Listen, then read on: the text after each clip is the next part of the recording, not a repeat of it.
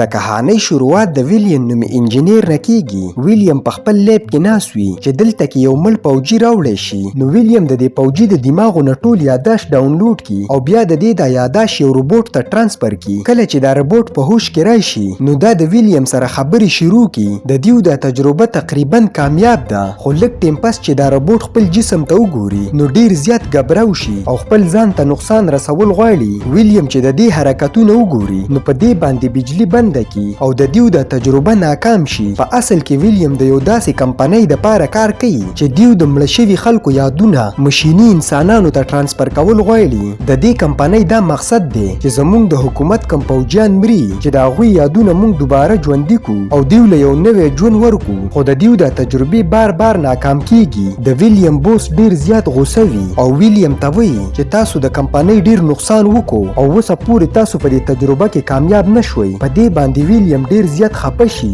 او د ځان سره سوچ کوي چې اخر دا څه وجه ده چې موږ د چا یادونه یو روبوټ ته واړو او هغه بیا خپل ځان ته نقصان رسول غواړي. خیر د کار نه پس چې کله ویلیم کور ته راشي نو د دې کور کې د دې ښځه مونا او د دې درې بچي وي. مونا د ویلیم نه خپه وي ولې چې د کله نه ویلیم په دې پروجیکټ باندې کار کوي تر هغې ټیم نه ویلیم خپل فیملی ته وخت نه دی ورکړی. نو ویلیم خپل ښځې ته وایي چې موږ به سبا له چکر ته لاړ شو. په دې باندې ټول ډیر زیات خوشاله شي. په سبا له باندې دیو چکر ته لاړ شي او ټول ورځ انجوایمنت وکړي. خو چې کله واپسۍ کې راځي نو موسم خراب وي. مونا ډیره زیاته یریږي خو ویلیم ورله حوصله ورکوي. مونا ویلیم په خبرو کې چې دې کې یو خطرناک موړ راشي او د دیو اکسیډنټ وشي. د دیو ګاډی لاندې اوبو ته وغورځېږي. دې کې د ویلیم نه علاوه د دې ټوله فیملی تباه شي. نو ویلیم ډیر زیات خپه وي خو بیا یو سوچ وکړي او خپل ملګري جیک ته فون وکړي. جیک چې دلته کې راشي نو ډیر زیات حیران شي ولې چې د ویلیم ټوله فیملی تباه شوې ده.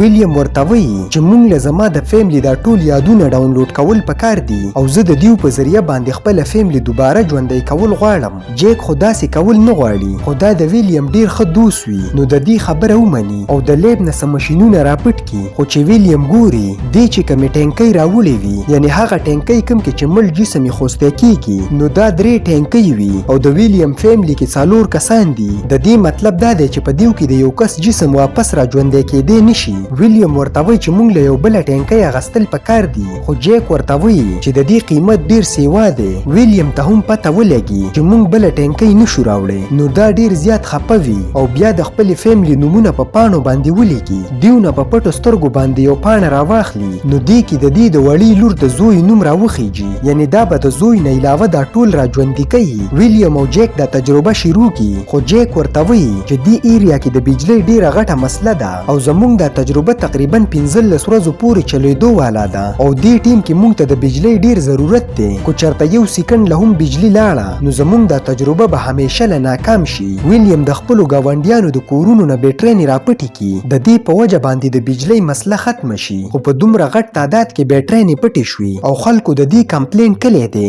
نو د ویلیم کور ته هم پولیس راشي چونکې ویلیم د انجینیر سره یو ډیر ښه انسان وي نو پولیس والا په دې باندې شک ونه کړي او دلته نه لاړ شي. د ټولو نه مخکې ویلیم د خپلې فیملی یادونه ډاونلوډ کړي او بیا د ټولو د یادونو نه د خپلې کشرې لور یاداشت ډیلیټ کړي ولې کو چرته دا خپله ښځه او نور بچي را ژوندي کړي نو هغوی به د زوی په باره کې تپوس کوي.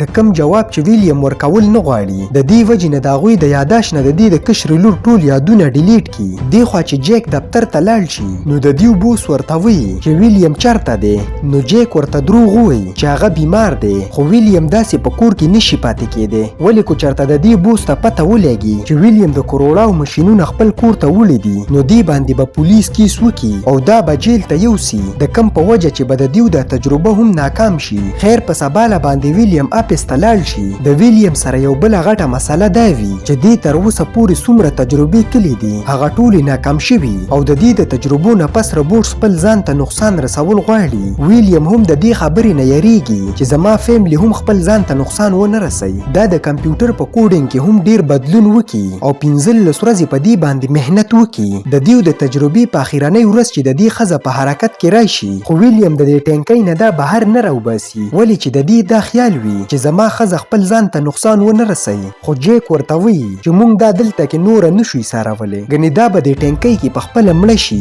د جیک خبره د ویلیم په سمج کې راشي، نو دا د بېهوشۍ یو انجکشن تیار کی، او څنګه چې دا د ټینکۍ نه بهر کی نو دې ته د بېهوشۍ انجکشن ولګوي. د ویلیم دا خیال وي چې زما ښځې ته د سوچ دپاره څه وخت میلو شي او د دې دا دماغ د دې دا جسم اکسپټ کی، دا د خپلې ټولې فیملي جسمونه راوباسي، خو دا ټول دې بېهوشه کلي وي. یو ورځ چې ویلیم دې ته انجکشن لګوي نو دې کې ویلیم یو خبره نوټس کی. ویلیم چې کله دې له لاس وروړي نو د دې دماغ کار کوي. دلته کې ویلیم ته پته ولګي چې زموږ د تجربې تر اوسه پورې د دې وجې نه ناکامه کېدلي چې موږ د کوم انسان یادونه ډاونلوډ کړي وو نو د هغوی سره خپل جسم نه و، بلکې موږ هغه یادونه روبوټس ته ټرانسفر کړي وو. د دې وجې نه هغه کس خپل جسم نه اکسپټ کوو او خپل ځان ته به نقصان رسولو. ویلیم جیک ته وایي خو چېرته موږ د یو مړ انسان یادونو ته دا احساس وکړو چې دا روبوټ ستا خپل جسم دی نو هغه بیا خپل جسم ته نقصان نه رسوي. ویلیم په دې خبره باندې ډیر خوشحاله وي چې زما د فیملی د یادونو سره خپل جسمونه دي نو هغوی به خپل ځان ته نقصان نه رسوي. د ټولو نه مخکې ویلیم خپلې ښځې ته یادداشت ټرانسفر کړي او لږ ټیم پس چې دا په هوش کې راشي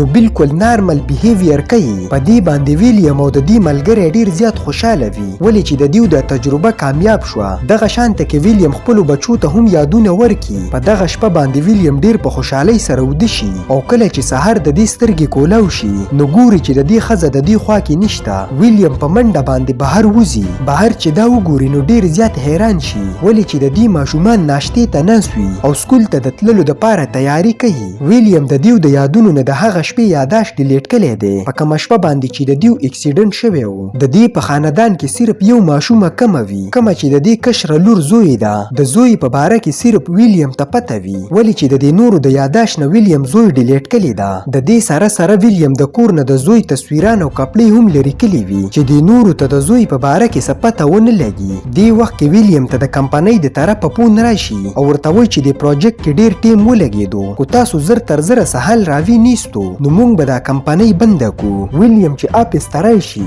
د ویلیم بوس ورته وایي چې تاسو سره 2 ورځې ټیم دی خو 2 ورځو کې تاسو دا پروجیکټ کامیاب نه کړو نو موږ به دا کمپنۍ ختمه کړو. د دیو سره مړ جسم نه وي نو ویلیم یو سوچ وکړي او خپل ملګري جیک ته وایي چې ماله د خپل جسم کلون جوړول پکار دي.